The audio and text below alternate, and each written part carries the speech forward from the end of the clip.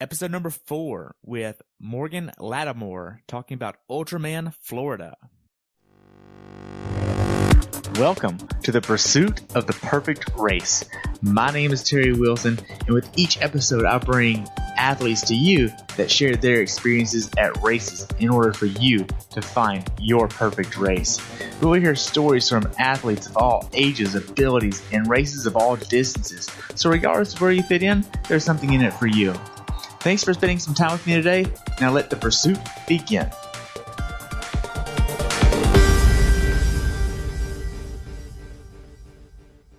So we're talking about Ultraman, Florida. We have on Morgon Latimore today from Latitude Pure Coaching. He just completed Ultraman, Florida a few weekends ago, and we're glad to have you on the show today.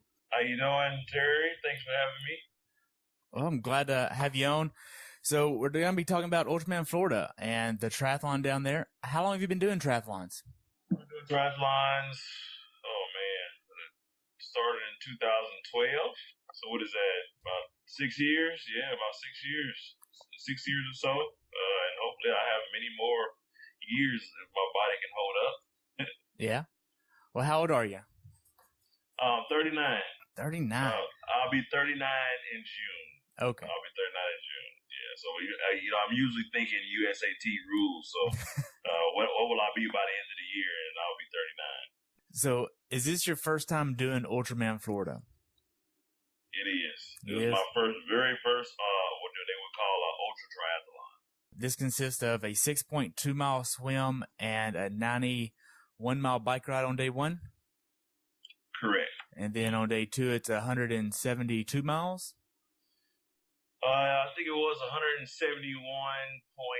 or something like that, but you can round it up to 172, yeah. Okay, and then day 3 is just the run, right? Correct. 52.4 miles. Okay. Wow. What nutrition did you use for this race? So I've been planning for this race for a while, and I wanted to make sure that I was in the best, not only physical shape, but nutritionally. Usually people have the most issues with long distance. So I hired a nutritionist named Chris Holley, and he works with,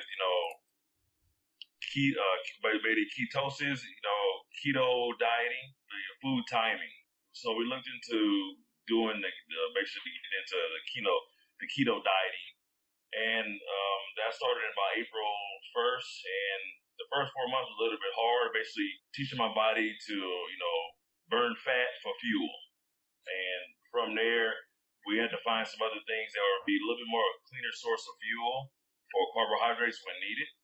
And that was around when we decided to pick UCAN. And I tried out a bunch of flavors because some people have issues with the different flavors of UCAN, but I actually learned that I could eat and drink any of them, which was a great thing. So it would, give me the ability to change it up. I'm not drinking the same thing on a daily basis.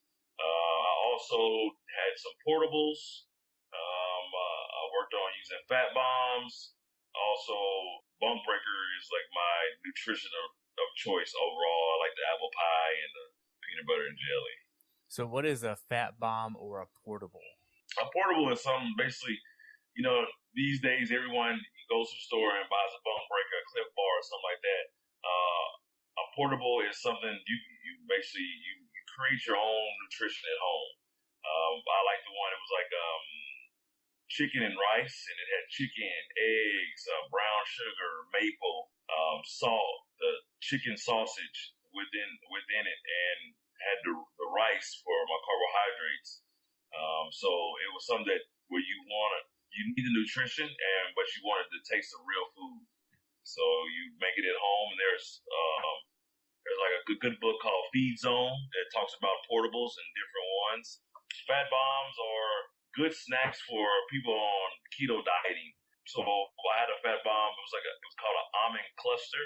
If I can remember correctly, it's coconut oil, almond butter, cocoa, stevia, and some whole almonds. And basically you mix it all, you melt it down, mix it up, and you pour it into ice trays, and they become these smaller snacks that you use because once your body is adapted to burning fat, you use those to basically continue to fuel yourself. Wow. What kind of bike do you have? I know you have a Felt I8. Is that right? I-10, correct. I18, okay. And what kind of wheels did you use? So I had 2 sets of wheels for this race. I did a ride on my Nike Composites. My backup wheels are Reynolds 58. Okay. Now, are those clinchers or tubulars? Clinchers for both of them. I don't too much care for tubulars. Well, I think your brother from another mother used tubulars, and he learned the hard way not to. Yeah, just too many. It's pretty expensive to do that. I mean, it's supposed to be a better ride and faster ride and less punctures. But when you do have one, it's a lot extra. Right. Now, did you use a power meter? Yes, I ride with the dual power meter 2S's from Garmin. Did you use an Aero helmet for this race? It's Aeroin is I don't remember how to say the name. KASK. Cask. Cask. Yeah, I use their helmets. They have a more aerodynamic helmet, but it's a road helmet as well. Okay. And I believe for this race you had to use a wetsuit. You didn't have to. The water was like perfect temperature. But usually, if I've learned, if they allow you to wear a wetsuit, and it can help, especially with 3 days of racing, you want to conserve as much energy and to get that buoyancy, throughout the water and that hydrodynamics going through the water. I wore my Orca 3.8. I think that's one of the best wetsuits I've ever owned. I've owned many of them. And it was great. Feels good in the shoulders. Great buoyancy because they have different wetsuits that fit different types of swimmers. Wetsuits. And I use Tier goggles, Tier Ops 2.0s. Nice. And because of the way you swim and it's in a lake and it's open, sometimes you swim into the sun. So I had some tinted goggles for that day. Yeah. Now, whenever you think about the training that you had to go through for all this, how many hours did you actually max out at? Because, I mean, this is not like 20. a small race. Yeah, but I would say that before I would tell you the hours, what we've learned, especially that I coach as well, and my coach works very closely with me, we learned that it's not about how many hours that you are actually putting in, it's about the quality of the hours that you do put in. My highest week, I think 21 or 20 hours at the most. Because even when I trained for Ironman, I think my longest week is maybe 16, if that. It wasn't, but they were still long weeks, for sure. Now, did you get injured in training at all? I had some issues. I wouldn't say I got injured because when I think injured, I think of it takes me out of the game. I had some IT band issues on my left leg, a calf issue, my hip started getting tight, but it was just I learned it was just overuse. So because I'm putting in a lot of miles on the bike, I spent 8 hours on a trainer and stuff like that. My body was just getting used to that type of volume. After it adapted, I used a local massage therapist. Her name is Bree. She's with USMT massage over here in Jacksonville, North Carolina, and she's a saving grace. She got me to the finish line and the start line for all my races last year and this year, and worked me through it. So I was worried about some of those things popping up during the race, but nothing did. Did you ever miss any of the training days? I never missed training days. You never did? I've never missed a training day. So you're one of those that has all green on the training peaks. Oh, I have no problem posting it. Yes, I post it every week.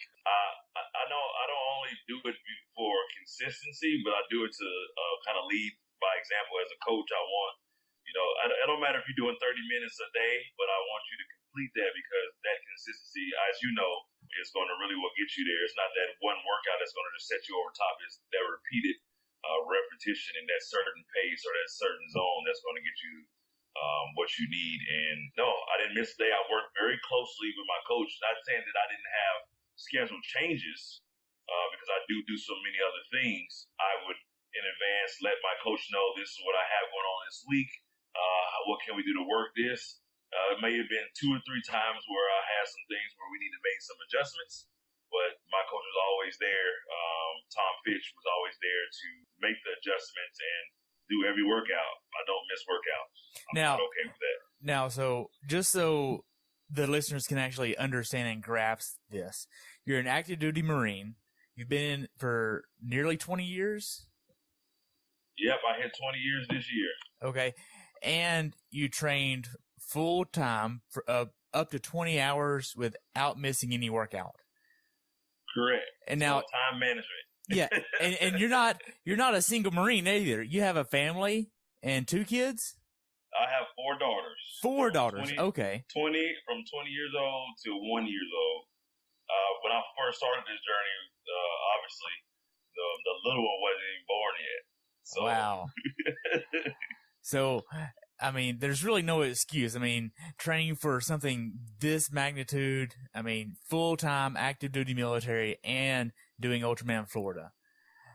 Yeah, it comes down to how bad do you want it. And you're the owner of Latitude Pure Coaching. Correct. I am the owner and the head coach. It's only we have 2 coaches now, myself and Tom Fitch. We're more of a personalized coaching company, trying to make sure that we have that good one-on-one relationship with our athletes. So we're not huge, but we pack a big punch when it comes to relationship building, athlete coach wise. Wow, that's awesome. Now, whenever you think of your training, what was the longest workout that you actually did that you remember? Oh man, it's my 8-hour training ride.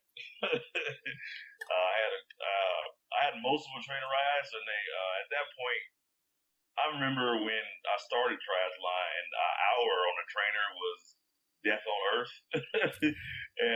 But then, I got to the point as a trainer for Ironman, sometimes you need to get that 3 or 4 hour bike ride on a trainer. And then I was living in Southern California. Now I'm in North Carolina, so I had to train through the winter. So I had 6 hour, 7 hour, 8 hour bike rides that I had to do. Those were the longest ones. You're talking about some mental fitness. I think I got very tough. But now when he says get on a trainer for an hour, it's like, that's it? That's all you want me to do? So it's not as bad anymore. You don't have to block out a whole day and wake up really early and go, okay, well, they're going to go and have fun at the park, and I'm going to still be here with 2 hours left by the time they get back. Correct. Yeah, I would wake up early. Basically, like if I was going to work at 7:30, get on, eat breakfast, get on the trainer and train for 8 hours, and get off the trainer around 3, 4, depending on what the day was, and keep going from there. Eat again and prepare for the next day. Jeez. Let's just start talking about the actual race itself. From the time you left your house in North Carolina, how did you get to go there? Did you fly or did you drive? We drove. The reason I drove, I had my crew chief with me, and I wanted to make sure my family came down. If it would have been just me solo, maybe I'd have done it. But like with this type of race, since it's a self-crewed race, I had a lot to bring with me. Extra bike, extra wheels, extra everything. Actually, all my nutrition, just anything I may need that may pop up. And I had to bring my family and all their clothes and gear. We were down there for probably about 7 days, 7 or 8 days in Florida. So we drove down. It's about, when it asks you about directions, about a 9.5-hour drive. But with having a 1-year-old, most people understand that usually turns into like a 12-hour drive. So stopping and get something to eat, the family stops quicker or longer. And drove down on that Monday. Left here about 4 a.m. Stopped in Savannah. That's where my crew chief Jonas Johnson, he's my crew chief, and his mother stayed there, and we stopped to see her, and that was a pleasant surprise for her. And then we got back on the road and we went to see the girl's grandmother on the mother's side, and stopped there in Orlando, a little bit outside Orlando, seeing her, and ate some good food, and then drove on in to our condo in Kissimmee. I think it's called Kissimmee. Okay. Kissimmee, Florida. Yeah, nice. And it was nice, very nice. So you had a whole condo to yourselves, pretty much? I wouldn't say to myself, because I had my family. Basically, had my middle child, Michaela, my little one, my wife, my crew chief, and then my whole crew was there too. So they all flew in that same night. John D. Bernardo, Drew Herring, and Kerry Turner, they flew in from California. After we picked up the extra rental car, we picked them up from the airport, and they all came in. The condo slept 10 people, though. And then I still have like about 2 more friends that came in from Albany, Georgia, Chip and Maddie Carter, and he's videoed and took pictures the whole time for me. And so, yeah, it was a full house. I wasn't by myself for no seconds. Wow. Talk about whenever you started checking in and the actual race started getting closer towards the end of the week. So it was a build up, and I know I spent a lot of time on social media, and I wanted to share that journey with everyone else, and everybody kept asking me to share the journey. So I did, and it was a great experience. But it wasn't until maybe the day that we actually checked in, and I think that was Tuesday when we actually got down there. We went in Tuesday, I think it was Tuesday, and went into the hotel, started seeing everybody. The thing that what most people don't know is the family, how family oriented Ultraman is. It's like nothing you've ever experienced. So there's a super secret Facebook page that we all are on, and the alumni are also on it as well. And we've been talking for at least a year. Some of these people I've actually met in person at other races. Rich Reed, I actually went to Atlanta, hung out with him, had an amazing weekend, just training and teaching up in Atlanta. When I got there, it was like we already knew each other, and walked in, and everybody's like, Morgan, and I'm like, hey, everybody, and everybody's taking selfies, we taking pictures, we giving hugs. It was just it was great, man. It was a really personalized experience because, only 50 athletes get selected for this race each year. And I think that showed up at that race were 39. So it's a really personalized experience. Everything is just for you. Like, you talk 39 people, they're focused on you. It's not like a bigger race or Ironman race where you have 2,900 or 1,000 people. So they can give it a lot more personal touch and really understand you, because they did a lot of things prior to trying to, as we had like banquets and stuff that we had to go to, and meet and greets. But finding out what your dietary needs were, finding out, what's your nickname, what the things you like to do, send me your favorite picture. It was so much just focused on you, sending your bio into them so they can know who you are. Everything was laid out. My nickname was on my binder, and it was cool. I had swag. I mean, it was a great experience, man. And besides trying to train for that again, I mean, I could see myself doing that race again just because I want to be around the people. That's it. So the check-in, how big of a process was the check-in? Oh, not big. It was pretty quick. So we get there, check in. You first check in, and they make sure that when you first get there, you had to go to the local bike shop that they pick. I forgot the name. I think it's Orange Cycles. And you go down there, you take your bikes, they inspect your helmets, your extra wheels, your bikes for safety. You have a sheet that you have to get signed off on. So when you first get to check in, that's the first thing you do. Don't even come to check in if you ain't done that.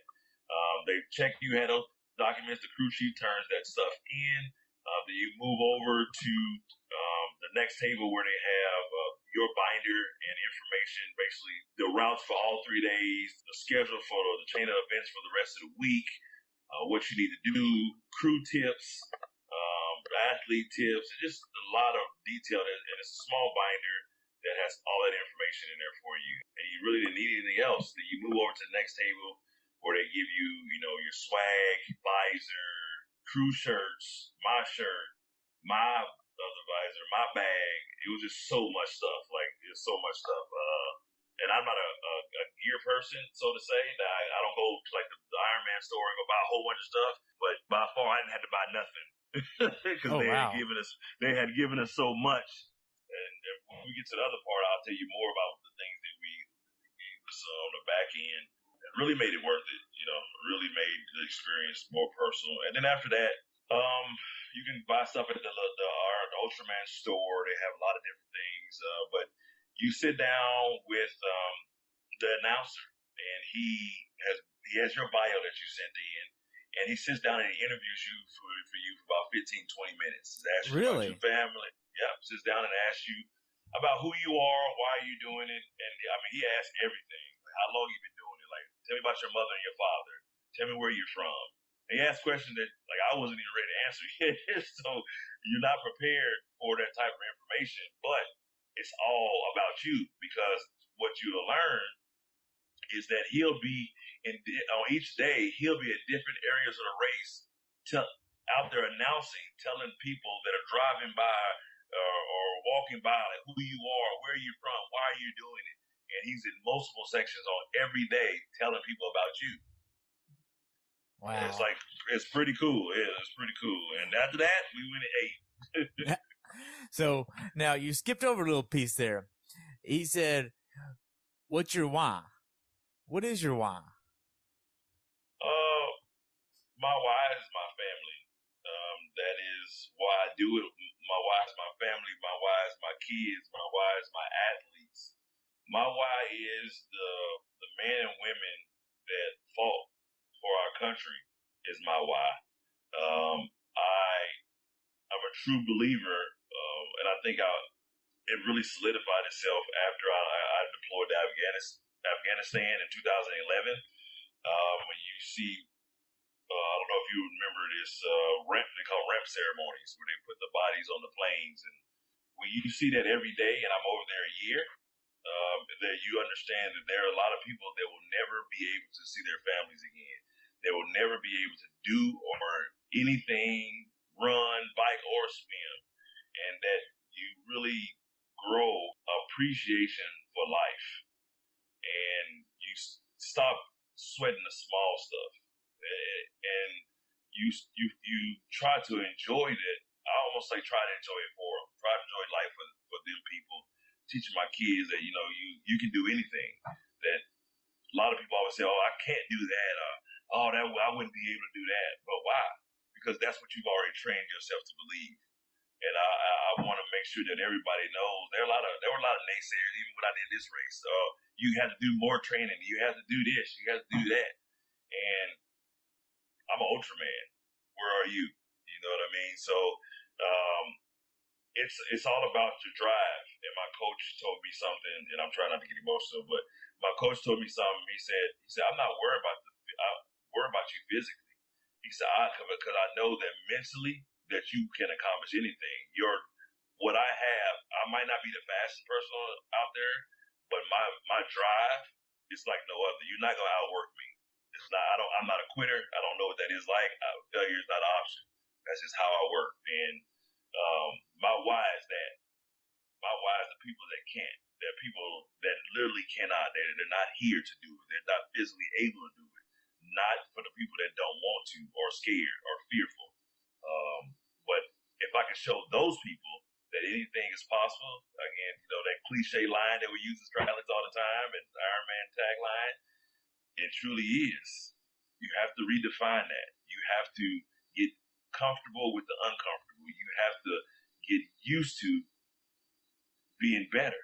You have to treat yourself like you are a star. And then once you develop that in your mindset, there's nothing you won't be capable of. So, yeah. Wow. You already talked about check-in. You went out to dinner. What'd y'all have for dinner? Oh, we went to lunch. We didn't have dinner. I eat 4 or 5 times a day. So it was just one meal. We was trying to get me. I needed to eat. It was just one of those. It was that time of the day. It was lunchtime. So we got out there and we went down to a place called Drafts there at the resort there where we were checking in. And I think I had a lot of food. I had a whole lot of food. I had wings. I had like 6 different flavors. It was 6 wings in each one. I ate them all. I had what they call it, the tomato with the mozzarella and the mint leaf on top of it. I had some fries. I had a whole bunch of water, and I had something else. I can't remember what it is, but I had something else too. The lady was like, "You gonna eat all that?" I said, "I'll eat all this, and then in 2 hours I'll eat again." So you were not really worried about the calorie deficit you were about to create. No, I wasn't worried about that. I mean, I was in. When the closer I got to the race, I could start introducing, because with a keto dieting, that you don't introduce carbs. I don't do any 20 to 50 grams a day of carbohydrates, mostly protein, fats, healthy fats, not just fat. I don't want people go out there and get fried chicken, like avocados, olive oil, coconut oil, things like that.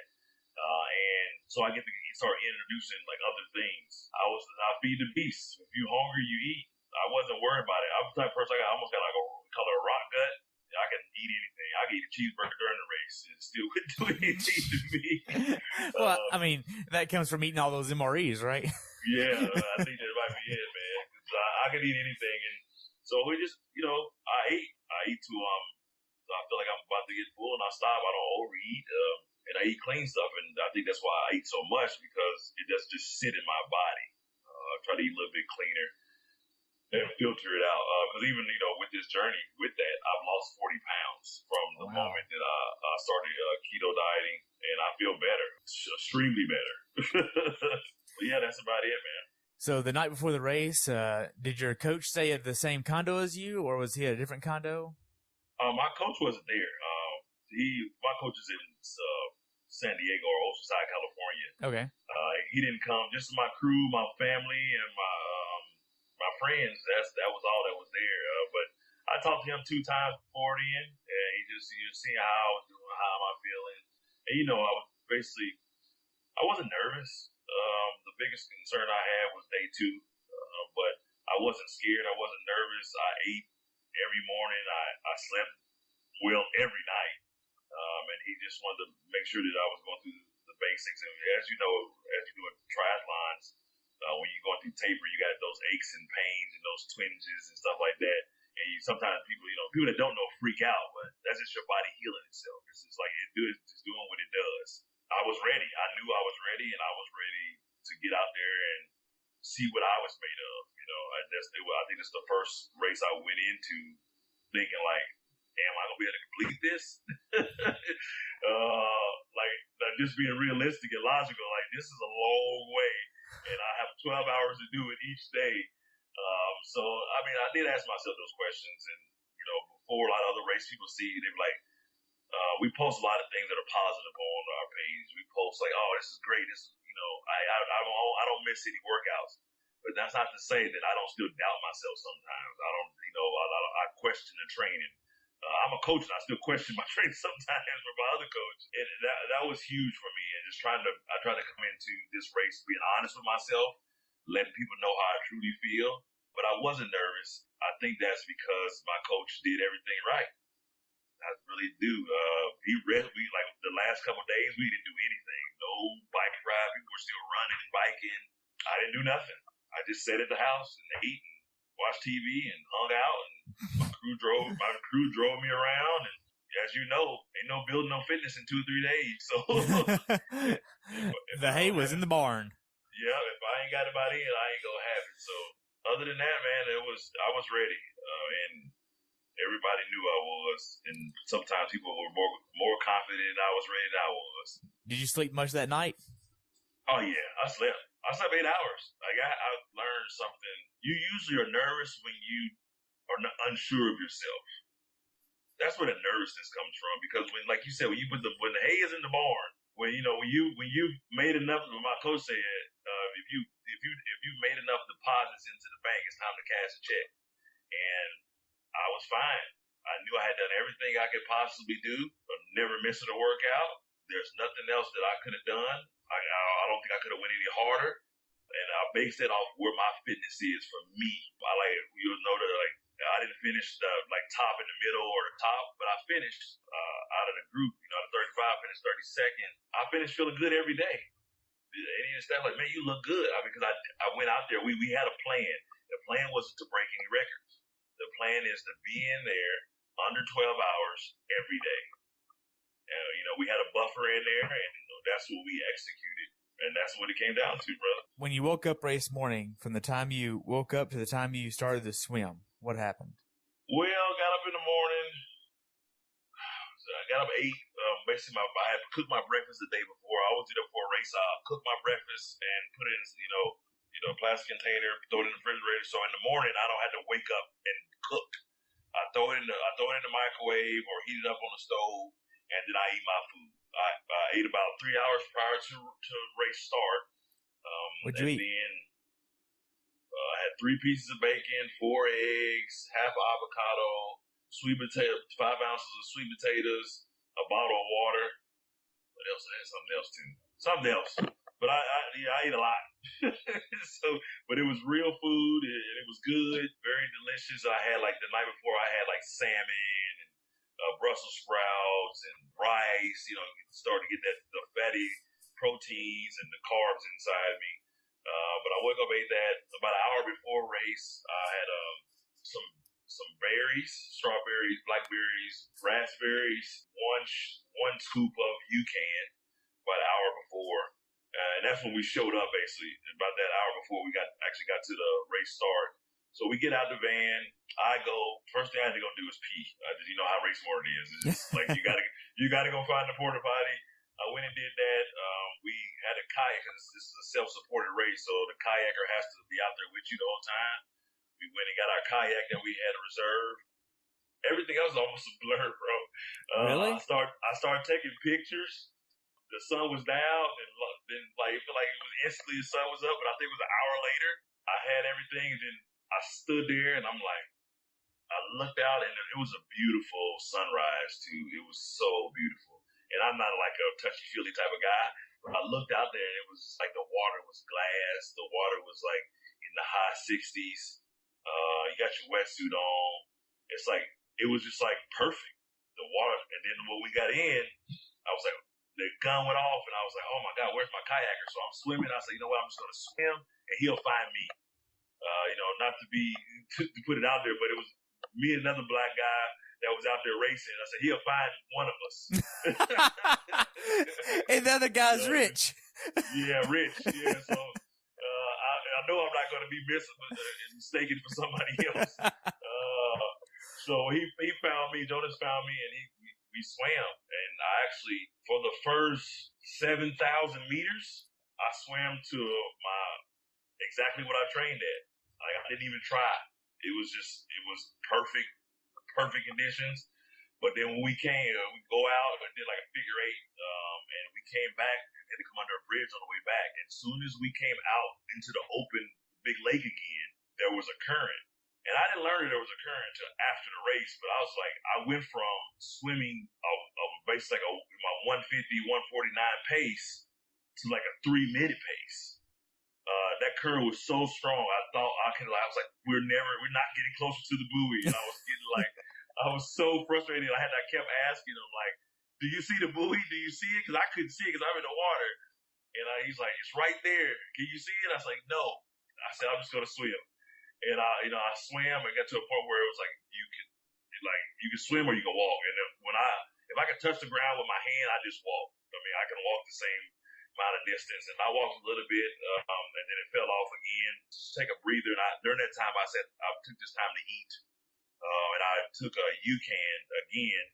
I was drinking water every probably 20 minutes, drinking some BCAAs from my base performance stuff. We got through the last buoy, and I was like, man, I just swam 6.2 miles. That's some crazy stuff, man. And I got out of the water, and I stood there, and my crew was like, come on, man, come on. I was like, I'm coming. I was like, let me get there. I've been on my face for 4.5 hours. So now, this isn't a big transition area like big races. No, it might not. I mean, it was 30-some people in it. It was a walkway, bikes on one side, and 2 porta potties, and that was it. It was it was narrow. But by the time I got out, I was one of the probably 3 to 4 last swimmers that could get out the water. They said they had one of the fastest swim out of any race they've ever had. The fastest swimmers was at this race. I mean, this one guy swam a 2:50. It was, oh my goodness, it was ridiculous. But he ended up winning. But I got out of the water and I took my time. They set me down. My crew pulled everything off and put everything on me. Grabbed my bike. I went to the porta potty again. And then mounted the line and started pedaling. And I was like, okay, time to ride. And at this point, day one, I'm like, the rest of this day, the hard part is done. The 6.2 miles is done. That's the only part that I was worried about for that day. because I had never done that distance before, and I had a 90-mile bike ride. I wasn't worried about 90 miles. I'll tell you the truth. In training, you didn't go 6.2 miles in the pool. No, I think my longest swim was 7,000 meters. That's the longest swim I ever did. I was putting in about 10,000 meters a week, but it probably 2 swims. We didn't swim much. You know, it's not about, when you start getting into the data world of training, it's about the training load, not always the volume. Like, what load are you creating stress-wise on the body to simulate what you're going to be doing on that day? Okay. So you get onto the bike, you are on there, I would assume, for like probably the first 5 miles is probably whenever you actually get to the mindset of, wow, I'm really on the bike. This is like really happening. Yeah, and I have a problem. When I do long swims, I have like a tight lower back, and that's something that we had kind of trained for. Talked to, I went to a coaching camp with Paul Newsome for Swim Smooth, and talked to him about that issue because I usually have it on my pulls and my halves, where I basically feel like I can start cramping in my hamstrings and my calves. And it was, me keeping my head up too far. So I was putting a large strain on my back because being down that way so much. He said, keep your head down. Don't look forward. Look down, and you'll take that stress off your lower back. And I did that, and I felt better. But I still felt a little bit more. I still was swimming a long time. So usually the first hour of any long course triathlon, I'm usually trying to loosen up. That first day was flat. Like, I think it was 4,000 feet of climbing and 90-something miles or something like that. And it was super flat. You didn't have no headwind. It had no tailwind. It was fine. Had a lot of lights. It's an open course. So y'all had to stop at the lights. Yes, you have to obey all rules of the road, or you will get penalized. Basically, even that day, I got a penalty today for 6 minutes for not putting my foot down at a stop sign. Yeah, and they're very, very, very, I'll say it again, very strict when it comes to that rule or any rule that goes to safety. And it's important, I've helped direct events and been a volunteer director, and safety is, with any event organizer is the first thing, and that's the least we can do. But sometimes you in the moment you just want to go. But no, I got on the bike and I rode it. The last 10 miles, I see my wife pulled up she passed me. My daughter was 1-year-old saying "Daddy," and the last I had dropped the hammer at that time, and I was cruising, and it was just I think I was rolling like 20, 23 miles an hour for the last 20, 30 miles. Like, I was just rolling, and I felt good. It wasn't. I was still in my right power. I was still in my heart rate. Everything was just going right.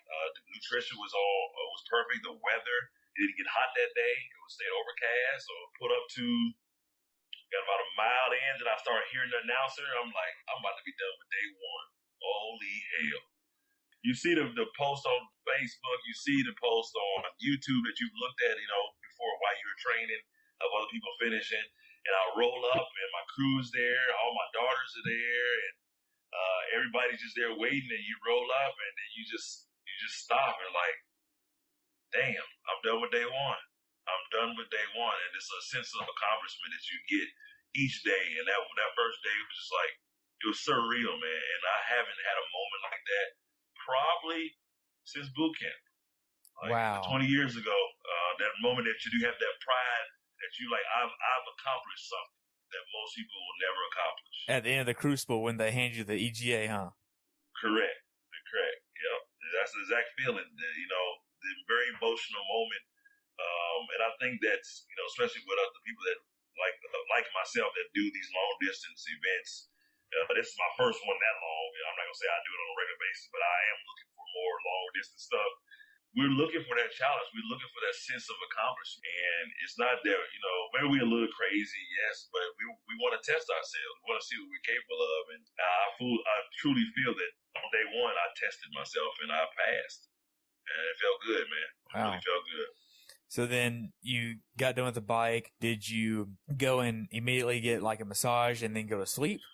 I wasn't tired actually. So it was just like if you like the hardest part of the day was the swim, and the bike ride it was 90 miles, but a normal training day is way harder than that I was doing. And massage for about, I think it's 15 or 20 minute massage, and I'm glad I did because I think it helped the next day.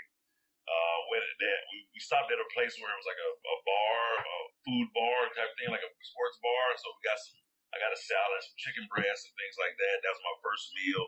And sit down and ate with my crew. They had a beer, and everybody just relaxed. See the gators in the water. We got back in the truck. They loaded everything up. I was like, "Where's my stuff?" The crew had already loaded everything up. I said, "We just need to leave."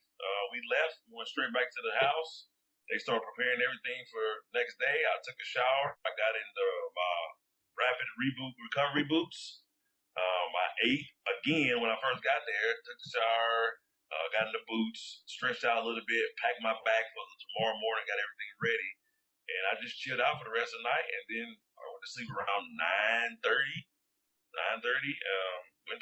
Went straight to sleep. And then woke up ready to go again. And we just repeated that morning as the first morning was. And we showed up. It was cool outside. We were worried about the heat that day. It was supposed to be a little bit like 87. And I've been training in 30-degree weather indoors for the last 6 months. So I was concerned about the heat. It actually didn't cause too many issues on that day. But day 2 was the day I was worried about the most. That was a 171-mile bike ride within 12 hours. Now, did you have a certain power number you were going to try to hit?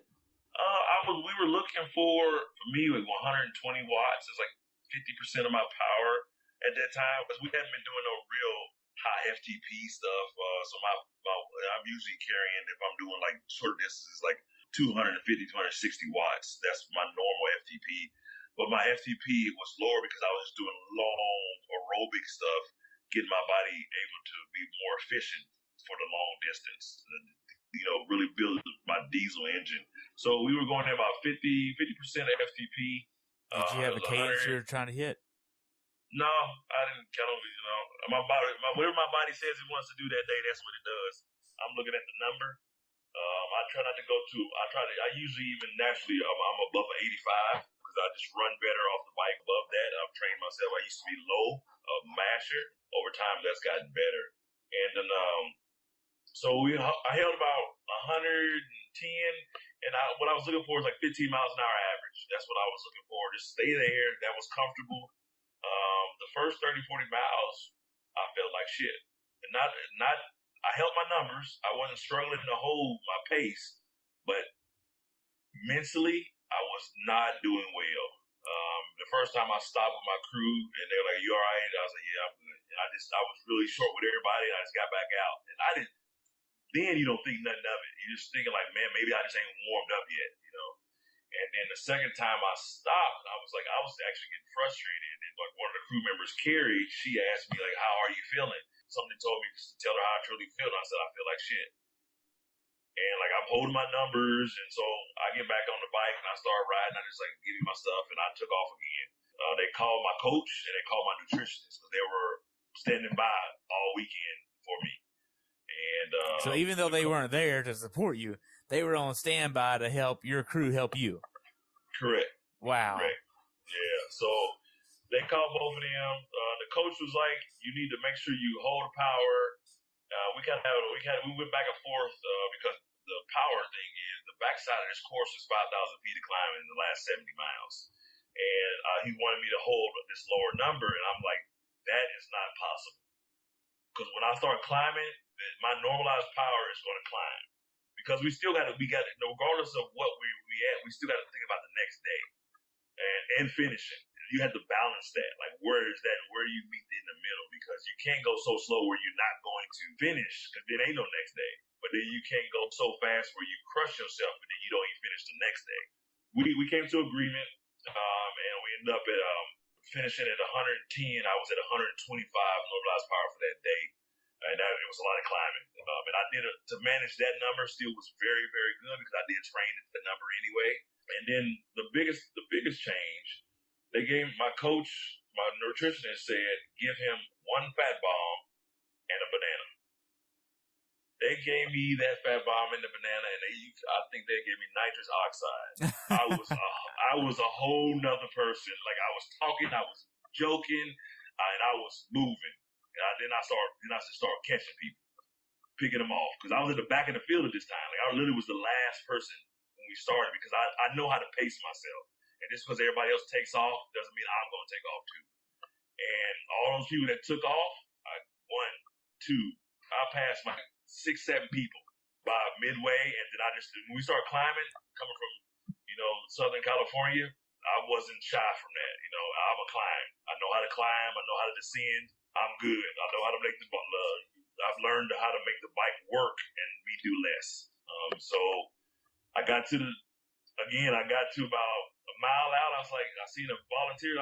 She's like, I thought I had 3 miles to go. She's like, you got less than a half a mile. I was like, what? Oh man, that was so ecstatic. I was so happy.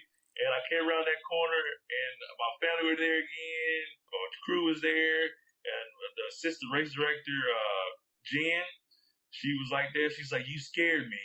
And I said, I scared myself today. I'm trying not to get emotional right now, but like, it was so amazing, because like, I was so worried about that day that man. And then you see this picture that I have on my Facebook page, and that was on this day 2 where I have my eyes closed and I'm just holding my daughter.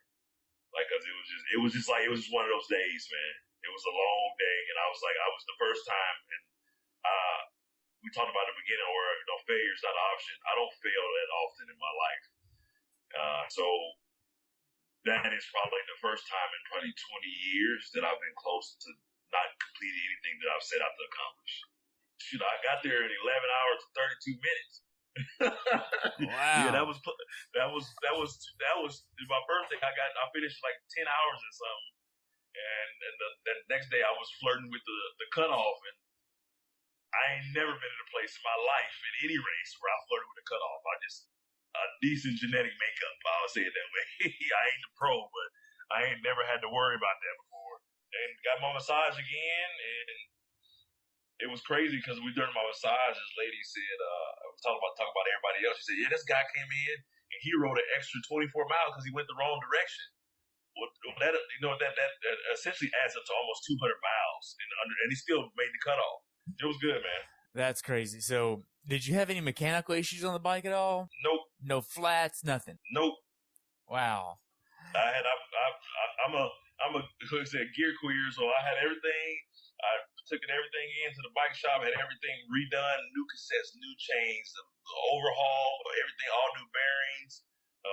Had a ceramic bottom bearing put in, had my wheels tight, had my wheels true, the backup wheel, the other bike, the bikes are basically new right now. and I ride DI too, so I made sure everything's updated, pedals are updated, everything was charged. I had no issues, man. I just rode the bike. Wow. Yeah. So now, which bike shop did you take it to in North Carolina? There's a bike gallery here in Jacksonville, North Carolina, and the Shawn, the owner, took care of everything, man. He did a great job with it. Wow. So what kind of bike computer did you use? Gorman, I think I have a 510, but I used that in my Phoenix 5X, just to keep everything, recorded and backup. I like having backups to the backup, so. Exactly. So you wake up on day 3. How does that feel? Are you getting tired yet? I didn't want to wake up at 4 a.m. no more, but it's like having 3. Like basically, how most people we all had that Ironman morning. It's super early. I had that day 3 days in a row, so. It's doable because when you deploy, there's no clocks, there's no time. You can be up at 3 a.m. or you can work all the way through the night and not feel it. So I think I was prepared just because of my life as a Marine. And I woke up, I put on my clothes, I ate my food again. They pulled up, got out and started seeing everybody. It's like, here we go. And I ain't not a pro runner, but I can run. I've never had no issues in that area ever in my life. Even my slow pace is still good enough to do well. So I put everything on, got ready. They gave us the brief. They did a prayer. Padre that was also racing from Colombia. We went to the start line, and Jessica Del Reese, she was the 2016 overall first place woman at Ultraman, Florida. And she's done Ultraman twice, and she's done the World Championship, Ultraman World Championship. And she told me, she's like, Morgan, and she's been telling me this for almost like 6 months. You need to walk all heels. I was like, what? She said, walk all the heels. I'm telling you, just trust me. And like, I'm thinking like, shit sounds crazy, but she got to know what she's talking about. She said, you will catch them all halfway. I guarantee it. And so you got 30 something people, you know, because some people didn't make it the first 2 days. So people started dropping off, and you get out there and the first mile is uphill. And I ain't talking about like those slight incline. I'm talking about it's uphill. Wow. So they hit the timer, the gun go off, and they all take off like a bat out of hell. I was like, we got 52 miles, and they were running. And my friend, me and Tommy, he's a Marine. He got out. He was walking. I said, hey man, I'm gonna walk with you, brother. He's like, come on. And we were walking up the hill 13, 30 miles. I could walk a 13-minute mile because I got long legs. So I got blessed with that. And we walked it. We were in the very back. And it was so far. We're so far back that the assistant director, she saw me at the first half marathon. And she was like, are you going to speed up? I was like, she's like, I was like, do I have to? She said, no, you don't have to speed up, but you can't go no slower. So I was like, don't worry, I'll be fine. I'm going to catch all of them. She's like, I'm just saying, like, you can't go any slower, not even by a second. Because what I didn't learn is that, what I learned in the end is that I was clocked in to be in the end at like 11:58 at the pace that I was going the first half. So the first half marathon was done, and then I started, we started getting to because the first was kind of hilly, the first one, and Tommy he had crewed last year. So he was like, just walk, man. He said, dude, stick to the plan. Then my friend Julian, he's like, stick to the plan. And I asked him, like, how many people in front of me? And think about this. And I didn't realize this until I was done. He said, you asked me how many people were in front of you and you were in the back. And he was like, everybody.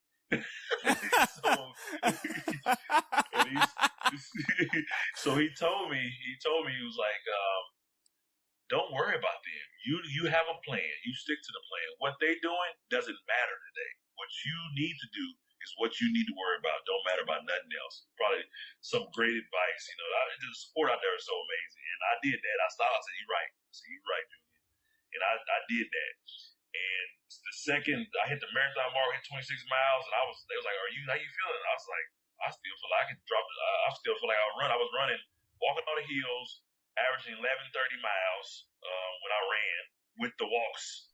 So I got to 26, and there's like, I got my pacers back out there with me, and they ran with me, and they held my water bottles and my nutrition. And the next half, the third half marathon was up, and I started seeing people. And then I caught one. Then I caught two. Then I caught three. I passed. By the time I hit the last half marathon, I had passed over half the field. So you went from last place to 50% through the field.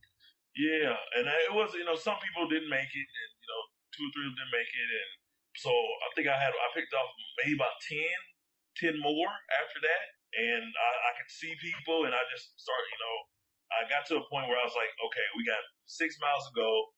They said, how you feel? I was like, where's Rich at? I said, where's Rich? Because we've been checking on each other, but I also wanted to catch him. Because we've been, because the first day I caught him, I passed him. The second day, I never saw him. He finished before I did. And so we were going back and forth. And we were I noticed that we were about the same fitness level, swim, bike, and the run. I said, where's Rich? And they said, we were still in the hot areas, in the clay. And he's like, and they was like, he's about a mile away. I said, are you sure he's a mile away? I need to know exactly where he is, because that's going to determine how I run this next couple miles. And we were still like a good ways away, and we already 40 miles into this run. Energy conservation is very important at this point. And she's like, he's a mile away. I was like, okay. I took off. I said, we're going to catch him. Let's go get him.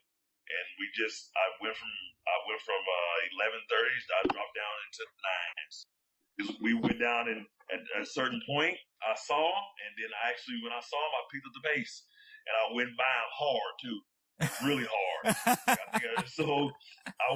He was with another. It was about 4 of the runners around him too, and they cruised. And I said, so we passed all these people. We passed them all, and then we got to the first hill, and I was like, thank God, so now I can walk, so I can catch my breath again. Now, does he know that? No, he probably will after this. But then I kept looking back. It's like, is he behind me? Because I didn't have enough energy to look back, so I would ask them, is he behind me? Is he behind me? And then he said, no, he's not there. There's no one in sight. And I was like, okay, thank you. I appreciate that. And then so we just kept running in, and the last one, I actually started to feel it. The last 2 miles, I started to really feel that push. And I was walking with my crew chief, and he was like, come on, man, let's run. I was like, I don't want to. I said, I was at the point where we were like mile 51. He said, you just got 1 more mile to go. And I said, yeah. It was like 10 hours. I said, I still got 2 hours. If I walk slow, I'll still be an ultra, man. And he kept telling me, dude, just run. I was like, okay. So at what point could you actually hear the announcers at the finish line? I could see him before I could hear him. And we ran down this long road, and I was like, holy crap. And I told him, I wanted to run in with the crew, and I told him they needed to be waiting up there. And I said, oh, we're going to run this. And I said, let me see if I can pull it up, what my pace was really fast. But I said, hey, tell the crew we're going to run in. And he said, oh, all right. I said, no, you don't understand. I'm not stopping, because once I stop, I'm not going to be able to start again. And he said, okay. So we came up, and I didn't walk. For that point, I didn't walk any hills or anything. I said, we're going to run this whole daggone last 2 miles from here. We got to the point, and I'm pulling it up right now, where we were moving. And so, what was this last? I hit with 10:39. So we got down to like 9s, and then we just hammered it on in. And then I went through, and it was a person in front of me, and I was running so fast. Another guy was barely walking, but he had his crew with him, so I slowed down to let him have his finish line. You know what I mean? Because it was just one of that. We were family. I wanted to see him enjoy it just like I did. They said, you're going to pass him if we keep going. I said, so we need to slow down then. I'll wait for him to have his moment, and then I'll go in.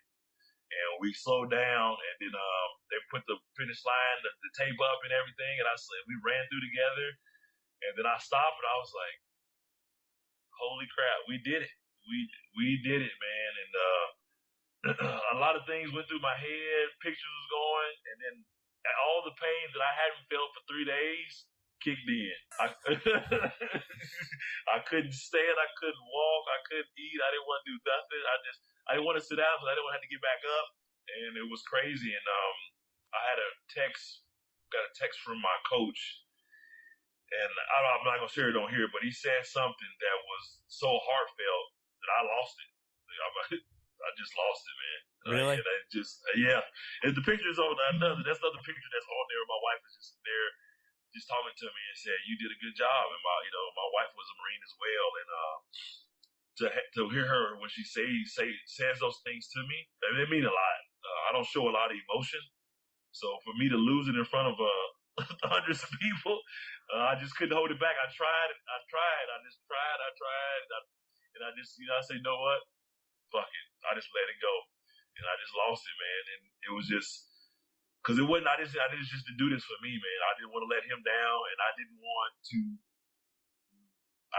to let all the hours I spent away from my family be for nothing. You know what I mean? So, yeah. So, now if you could pass on one piece of advice to an athlete that is thinking of doing Ultraman Florida, what would that be? It's got to be one. I got multiple. How about I give you 3? Okay, give me 3. Budget. Budget. Budget is very important. I think I spent close to $8,000 Really? This race? Oh, yeah. The race entry itself is $1,800. Okay. So, budget. Make sure that you have a coach and a plan that works for you, and you stick to that plan. And that within that plan, you make time for your family. My coach built my training around my family time, and I actually spend more time with my family than I have ever spent training for any race. Really? Yeah, and that was because of him. Because when he made something, he created it knowing what I needed to give back to my family. That's a big, tall glass. And then if you go into this worrying about yourself, this is not the race for you. This is about the community. This is about the endurance community, your family, the people you meet. This is about when people out there having flats or getting hurt. Somebody had a wreck out there, other crews giving them things, other crews managing other people. I had other crews taking care of me when my other crew left. This is a family sport. It's not a team sport. It's a family sport.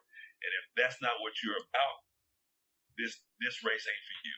And I think they would agree with me. Wow. So this is not the individual sport of triathlon then. This is something completely different and something unique that is special that makes it Ultraman Florida. Correct. Yeah. It's not the distances that are make it special. It's the experience and the people.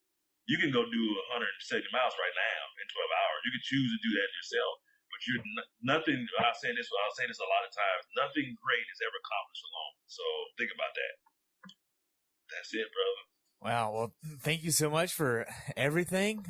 That's all the questions I have. Would you like to add anything else about your experience at Ultraman Florida? It was probably the most epic thing I've had in my life, happened since in 20 years. And I look forward to, in some way, shape, or form, giving and supporting those athletes for races to come. I am now a part of the Ultraman family. There are only less than 800 Ultraman in the world. Not many people can say that about many races. Wow. So thank you. I want to say thank you to Ultraman, the race director Chuck, the assistant race director Jen. They're amazing. They put together a great event. If they ever need me for anything, I'm always here for them. They're not my friends and my family. So what's next for you? This year, well, actually, it's crazy that you asked that question because today I've talked to my coach a couple times a day, and I want to go under 10 hours in Florida in 2019. I went from 14-hour Ironman to a 12-hour Ironman, and I want to go under 10. Yes, people are like, oh, it's insane. Oh, it is by far probably not even close to easy. I might not even achieve it, but I'm going to try.